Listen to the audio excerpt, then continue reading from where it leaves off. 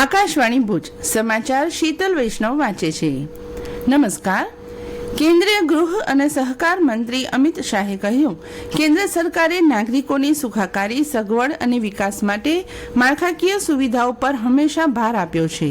ગુજરાતના ગાંધીનગર અને સાબરકાંઠા જિલ્લાના 815 કરોડ રૂપિયાથી વધુના વિકાસ કાર્યોનું વર્ચ્યુઅલ માધ્યમથી ઈ લોકાર્પણ અને ઈ ખાતમુહૂર્ત કરતા શ્રી શાહે કહ્યું, ચરાડા ગામમાં સામુદાયિક આરોગ્ય કેન્દ્ર શરૂ થતાં 1 લાખ લોકોને તેનો લાભ મળશે. મુખ્યમંત્રી ભૂપેન્દ્ર પટેલ સમક્ષ નાગરિકોની રજૂઆતો, ફરિયાદોના ઓનલાઈન નિવારણનો રાજ્ય સ્વાગત આ ગુરુવારે યોજાશે. નાગરિકો આ સ્વાગત કાર્યક્રમ માટેની રજૂઆતો આવતીકાલે 23 જુલાઈના રોજ સવારે 8 થી 11 કલાક દરમિયાન મુખ્યમંત્રીના જનસંપર્ક એકમ ગાંધીનગર ખાતે રૂબરૂ આવીને કરી શકશે. ગુરુવારે બપોર બાદ મુખ્યમંત્રી આ રાજ્ય સ્વાગતમાં પ્રત્યક્ષ ઉપસ્થિત રહીને નાગરિકોની રજૂઆતો સાંભળશે. રાજ્યએ એક જ વર્ષમાં કાર્બન ઉત્સર્જનમાં સૌથી મોટો ઘટાડો કરવામાં સફળતા હાંસલ કરી છે. સત્તાવાર યાદીમાં જણાવ્યા પ્રમાણે નાણાકીય વર્ષ 2025-26માં 49.79 મિલિયન ટન કાર્બન ઉત્સર્જનને વાતાવરણમાં ફેલાતું અટકાવી ગુજરાતે નવો કીર્તિમાન સ્થાપિત કર્યો છે. રાજ્યના ઇતિહાસમાં કોઈ પણ એક વર્ષમાં કાર્બન ઉત્સર્જનમાં નોંધવામાં આવેલો આ સૌથી મોટો ઘટાડો છે. આ ઐતિહાસિક સિદ્ધિનું મુખ્ય કારણ એ છે કે રાજ્યના ઉર્જા ક્ષેત્રમાં સૌર, પવન અને અન્ય નવીનીકરણીય ઉર્જા સ્ત્રોતોનું ઝડપી ગતિએ વિસ્તરણ થયું છે.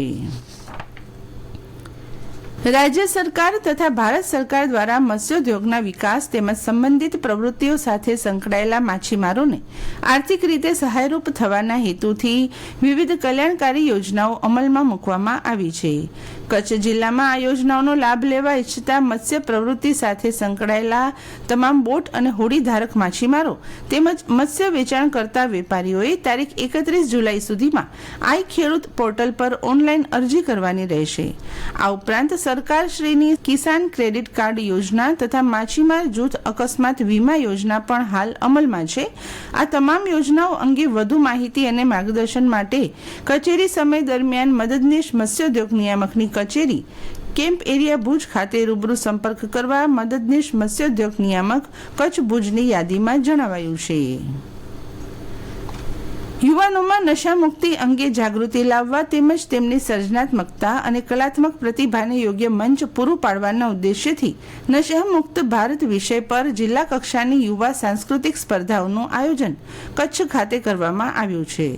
આ સ્પર્ધાઓ આગામી તારીખ 24 અને 25 જુલાઈના રોજ ભુજ સ્થિત જેબી ઠક્કર કોલેજ ખાતે યોજાશે. આ સ્પર્ધાઓમાં ભાગ લેવા માટે માય ભારત પોર્ટલ પર રજીસ્ટ્રેશન કરાવવું ફરજિયાત છે. કચ્છની તમામ શૈક્ષણિક સંસ્થાઓ, યુવા મંડળો અને જાગૃત નાગરિકોને અને વધુમાં વધુ યુવાનોને આ સ્પર્ધાઓમાં ભાગ લેવા માટે પ્રેરિત કરે અને નશામુક્ત ભારતના આ જનજાગૃતિ અભિયાનને સફળ બનાવવામાં સહભાગી બને તેવી અપીલ માય ભારત કેન્દ્ર ભુજ કચ્છના district youth officer Amit Sharma દ્વારા કરવામાં આવી છે.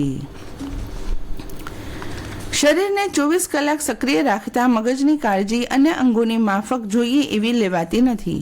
ખરેખર તો મગજની સંભાળ લેવી એ પણ એટલી જ જરૂરી છે તેમ આજે 22 જુલાઈએ ઉજવાતા વિશ્વ બ્રેઇન દિવસ નિમિત્તે જનરલ હોસ્પિટલના તબીબોએ જણાવ્યું હતું. અદાણી સંચાલિત જીકે જનરલ હોસ્પિટલના ન્યુરોસર્જન ડોક્ટર પ્રદ્યુમન ચોકસીએ વિશ્વ બ્રેઇન દિવસ નિમિત્તે કહ્યું કે દિમાગને તેજ અને સક્રિય રાખવા યોગ્ય ખોરાક, નિયમિત વ્યાયામ, પર્યાપ્ત નીંદર અને તણાવ ઉપર નિયંત્રણ રાખીને મગજને સ્વસ્થ રાખી શકાય છે. જે રોજ નવું શીખવાથી વાંચન, સામાજિક અને શારીરિક સક્રિયતા તેમજ યોગા અભ્યાસ દ્વારા બ્રેન સાચવી શકાય છે. બાળકોને તંદુરસ્ત આહાર, યુવાન વયે તણાવ નિયંત્રણ અને 50 વર્ષ પછી નિયમિત ફિટનેસ કરાવતા રહેવું. જિલ્લાના દરિયાકાંઠા વિસ્તારોમાં આગામી 2 દિવસ ઊંચા મોજા ઉછળવાની સંભાવના છે, જેને પગલે સત્તાવાળાઓ દ્વારા લખપતથી કંડલા સુધીના સમગ્ર દરિયાકાંઠા માટે ઓરેન્જ એલર્ટ જાહેર કરાયું છે. આ એલર્ટ આજે રાત્રે 11:30 વાગ્યા સુધી અસરકારક રહેશે. દરમિયાન ગઈકાલે ભુજ અને રાપરમાં ઝરમર વરસાદથી માર્ગો ભીંજાયા હતા તો કંડલા 36 ડિગ્રીએ રાજ્યનું પ્રથમ તો 34 ડિગ્રીએ ભુજ ત્રીજા નંબરનું ગરમ મથક બન્યું હતું. અને આ સાથે આજનું સમાચાર બુલેટિન પૂરું થયું. નમસ્કાર.